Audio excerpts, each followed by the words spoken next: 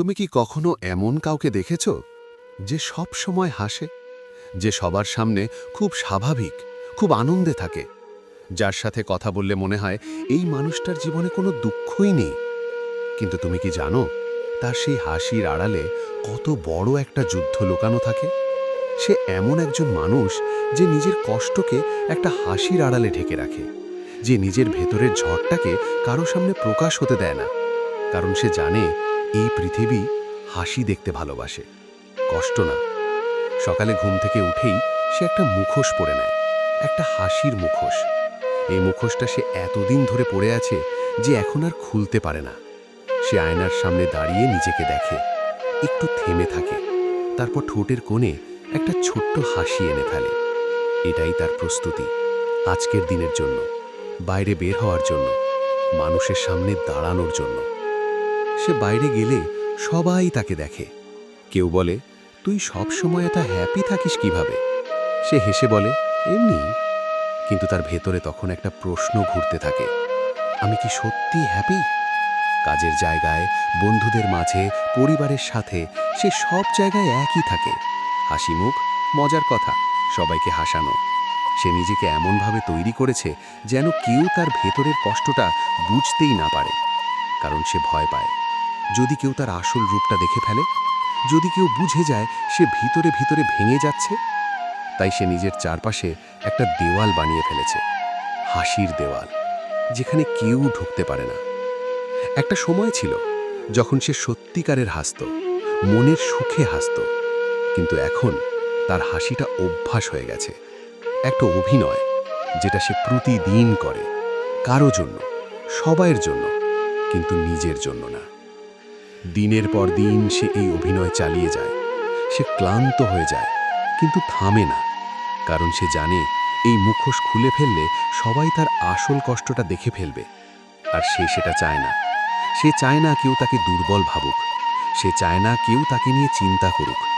তাই সে নিজের কষ্ট নিজেই বহন করে, নিঃশব্দে। একদিন অনেক চাপের মধ্যে সে একটু থেমে যায়। সব কিছু হঠাৎ করে ভারী হয়ে যায়, মনে হয় আর পারছি না। সে একটা নির্জন জায়গায় যায়, চারপাশে কেউ নেই, কোনো শব্দ নেই। সে বসে পড়ে। প্রথমবারের মতো তার মুখের হাসিটা মিলিয়ে যায়, চোখের ভেতর জমে থাকা সব কষ্টগুলো বের হতে যায়। সে চোখ বন্ধ করে, একটা লম্বা নিঃশ্বাস নেয়। তারপর চোখ থেকে একটা জল গড়িয়ে পড়ে, একটা, তারপর আরেকটা। সে কাঁদে, নিঃশব্দে। কেউ দেখে না, কেউ জানে না, কারণ সে সব সময় এমন জায়গায় কাঁদে যেখানে কেউ থাকে না। কিছুক্ষণ পর সে আবার নিজেকে সামলায়, চোখ মুছে ফেলে, গভীর একটা নিঃশ্বাস নেয় এবং আবার সেই একই মুখোশটা পরে নেয়। আবার সেই হাসি, আবার সেই অভিনয়, যেন কিছুই হয়নি, যেন সে ঠিক আছে, যেন তার ভেতরে কোনো ঝড় নেই। কিন্তু সত্যিটা হলো, সে প্রতিদিন লড়ছে, নিজের সাথে, নিজের কষ্টের সাথে, নিজের একাকিত্বের সাথে। তার এই যুদ্ধটা কেউ দেখে না, কারণ এই যুদ্ধটা হাসির আড়ালে লুকানো। এই পৃথিবীতে অনেক মানুষ আছে যারা কাঁদে, আর তাদের কষ্টটা সবাই দেখতে পায়।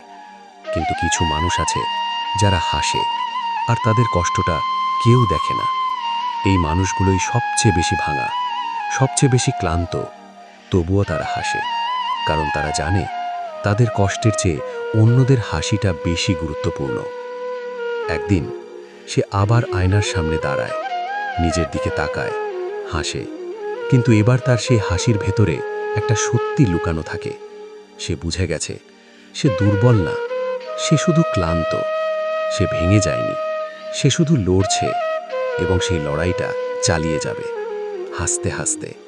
কারণ এটাই তার শক্তি, এটাই তার বেঁচে থাকার উপায়।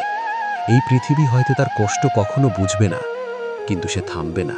সে লড়বে, নিঃশব্দে, হাসির আড়ালে, কারণ সে একজন পুরুষ, একজন নীরব যোদ্ধা, যার সবচেয়ে বড় শক্তি তার সেই হাসি, যার আড়ালে লুকানো থাকে একটা সম্পূর্ণ যুদ্ধ।